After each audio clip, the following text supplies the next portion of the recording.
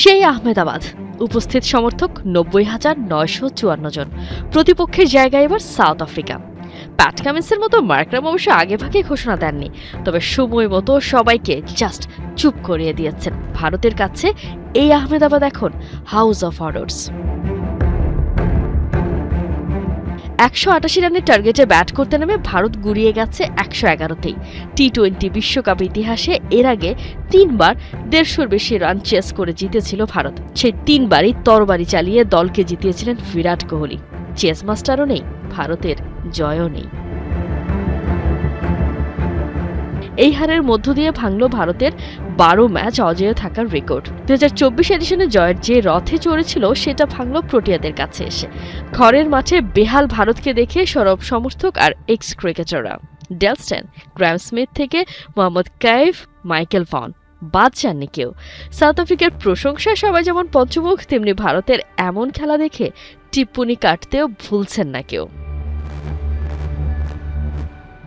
Group champion হয়ে super 8-এ এলেও ভারতের ব্যাটিং নিয়ে স্বস্তি ছিল না একেবারেই।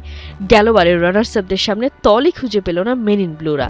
সাউথ আফ্রিকার কাছে হেরে বসল ৭৬ রানের বিশাল ব্যবধানে। টি-20-তে এর আগে ২০১৯ সালে নিউজিল্যান্ডের কাছে ৮০ রানে হেরেছিল ভারত, আর বিশ্বকাপে এটাই সুরিয়াদের সবচেয়ে বড় ব্যবধানে হার। ব্যাটারদের ভরাডুবির দিনে আরও এক অপ্রত্যাশিত রেকর্ড গড়ে ফেলেছে টিম ইন্ডিয়া। এবারের আসরে সবচেয়ে বেশি ডাক মেরেছে ভারতীয় ব্যাটাররা। ১১১ রানে অল আউট হওয়ার দিনে ভারতীয়রা পূরণ করেছে ১১ ডাকের রেকর্ড। এই তালিকায় ২ ইতালি, এরপর ওমান আর পাকিস্তান। এই হারের জের ভারতকে ফেলে দিয়েছে দুশ্চিন্তার সাগরে। সাউথ আফ্রিকার বিপক্ষে ৭৬ রানে হেরে ভারতের নেট রান রেট এখন -3.800। সেমিফাইনালে যেতে ভারতকে কেবল পরের ২ ম্যাচ জিতলেই হবে না, রান রেটের দিকেও রাখতে হবে নজর।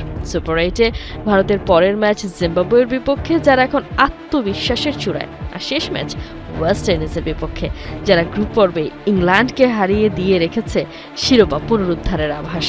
এক হারেই ভারত এখন আপাদমস্তক কুপকাত।